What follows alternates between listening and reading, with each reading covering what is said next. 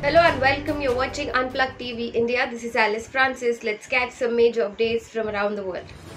The three service chief on Tuesday revealed the details of new recruitment model for the armed forces called Agnipath with Defence Minister Rajnath Singh. Under the scheme, about 45,000 people between the age of 17.5 years and 21 years will be inducted into the services. The Agnipath scheme will lower the average age profile of the Indian Armed Forces by about 4 to 5 years, the government said on Tuesday. The radical recruitment plan for the armed forces is primarily aimed at cutting down salary and pension bills and freeing up funds for urgent procurement of weapons. According to the Defence Ministry, the yearly pay package for the candidates selected under the new 4-year recruitment scheme will be about 4.76 lakh in the first year, which will increase to about 6.92 lakh in the fourth year. In addition, there are risk and hardship allowances and a tax-free Rs 11.71 lakh payment on exit. Prime Minister Narendra Modi has directed various government departments and ministries to undertake the recruitment of 10 lakh people in a mission mode in the next year and a half. The direction from PM Modi came following a review of the status of human resources in all government departments and ministries, his office said. The government's decision comes amid the opposition's frequent criticism on the issue of unemployment. A large number of vacant posts in different government sectors has often been flagged. Accusing the Uttar Pradesh administration of making a mockery of the constitution, 3 former Supreme Court judges are among 12 prominent persons who have urged the court to react to the violence and repression by the state authorities against Muslim citizens protesting over BJP representatives. Remarks on Prophet Muhammad. Their letter to the court specifically terms the bulldozing of houses of protesters an unacceptable subversion of the rule of law and request the court to take suo motu cognizance.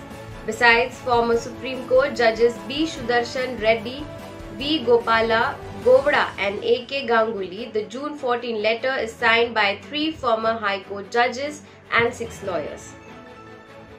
The Prayagraj Development Authority had on Sunday bulldozed the home of Javed Ahmed, alleged to have been involved in the June 10 violent protests triggered by now suspended BJP spokesperson Nupur Sharma's controversial remark.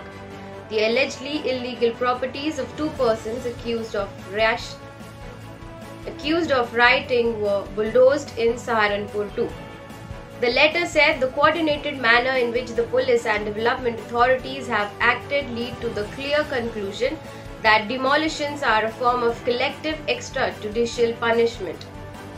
Navika Kumar of Times Now has been named in an FIR report 3 weeks after now suspended Bharatiya Janata Party spokesperson Nupur Sharma made derogatory remarks against Prophet Muhammad, which have kicked up a huge roar during a primetime news showtime which was hosted by Navika. The FIR filed based on a complaint by a Muslim cleric from Maharashtra's Parbhani at the Nanalpet police station accused Kumar of maliciously intending to outrage religious feeling. After Sharma's comment led to massive outrage both in India and outside, Times Now issued a statement on May 27, distancing itself from the controversial remark. It said, "We urge participants on our debates to maintain restraints and not indulge in unparliamentary language against fellow panelists." Residents of the Ukrainian city of the Severodonetsk have now been effectively cut off from the rest of the country with the fall of the last of the 3 bridges linking it with its twin city, Lysychansk. This means that Russia now controls the majority of Ukraine's eastern region of Luhansk Oblast, which is populated largely by separatists. Severodonetsk Governor Serhiy Haidai said Evacuation and supplies to the city are now impossible as the last bridge over the Seversky Donets River near Sirontin SE no longer stands. Most of Severodonetsk has been run over by Russian troops, and the last of the civilian population, numbering around 500, including 40 children, are holed up at the Azot chemical plant. With the fall of the last bridge, the situation has become quite grim for the remaining Ukrainian soldiers still fighting in the city.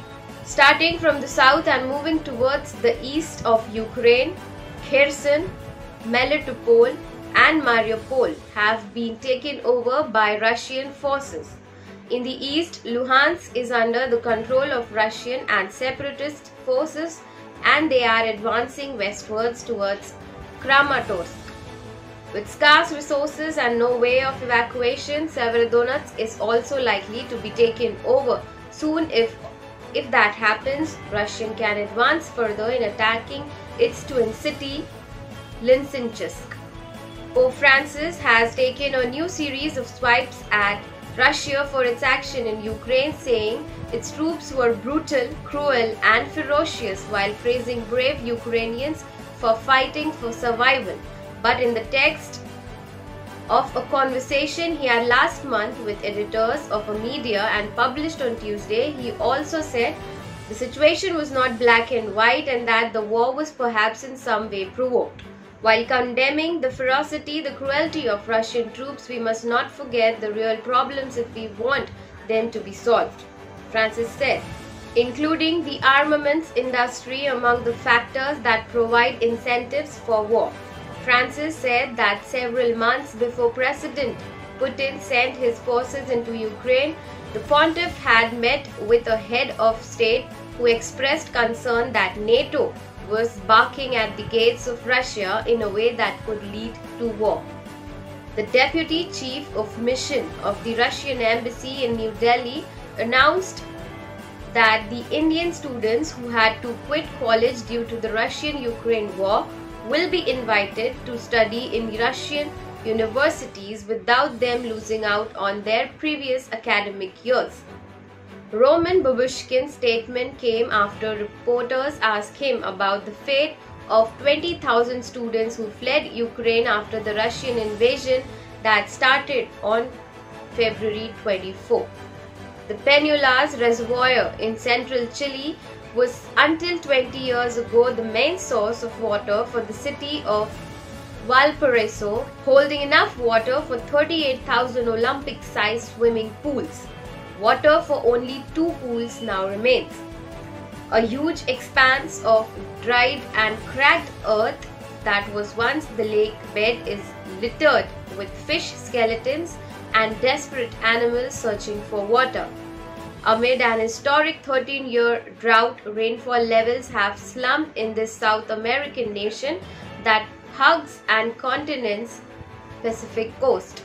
Higher air temperatures have meant snow in the Andes, once a key store of melt water for spring and summer, is not compacting, melts faster or turns straight to vapor.